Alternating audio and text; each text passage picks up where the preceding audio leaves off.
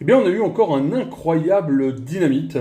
Un dynamite avec eh bien, les quarts de finale, certains des matchs des quarts de finale de la Continental Cup qui nous a permis d'avoir deux matchs d'exception, à savoir Hechicero contre Nigel McGuinness.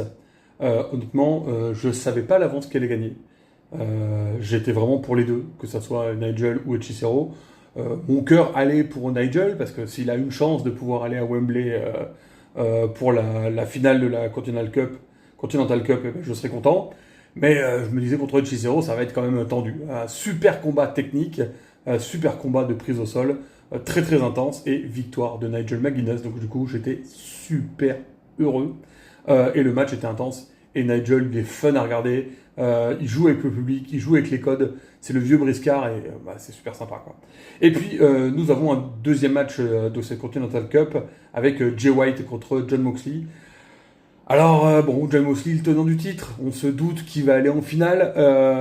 Il est toujours si fort, c'est sûr. C'est toujours aussi intense, mais c'est vrai que Jay White, son retour a fait énormément plaisir. On a envie de le voir plus loin. J'avais envie de le voir gagner. Le match était super bon. Jay White, on voit qu'il a toute sa superbe. Il a toujours son phrasé, toujours son tempo, ses contres. C'est vraiment ce sens du timing des contres qui fait sa force. Et, euh, et voilà, malheureusement, Moxley est destiné à aller en finale pour garder sa ceinture, au moins la défendre en finale. Mais Jay White n'a pas démérité et je pense que la hype est réelle pour lui. Et on va sûrement le voir bientôt recommencer à prendre le haut de la carte. J'espère qu'il aura un match pour All In. J'espère le voir en live, c'est sûr. Voilà, après il y avait plein d'autres matchs de la Don Callis Family, toujours au centre des intrigues. On a eu Maya World qui a conservé son titre TBS contre Statlander, contre Persephone et contre Hikaru Shida.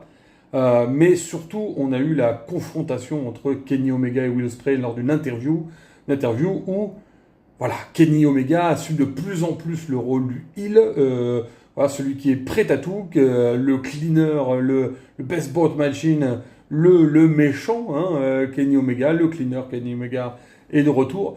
Il fallait bien qu'il soit plus heel, voilà, plus le vilain que Will Ospreay qui est quand même chez lui et chez lui qui va être voilà, tiré à mort à Wembley. Donc voilà, je pense que c'était la bonne route à faire. En plus, ils le construisent au fur et à mesure. Et je m'attends à un grand moment pour ce main event de Wembley. Donc, dans une semaine, on va s'éclater.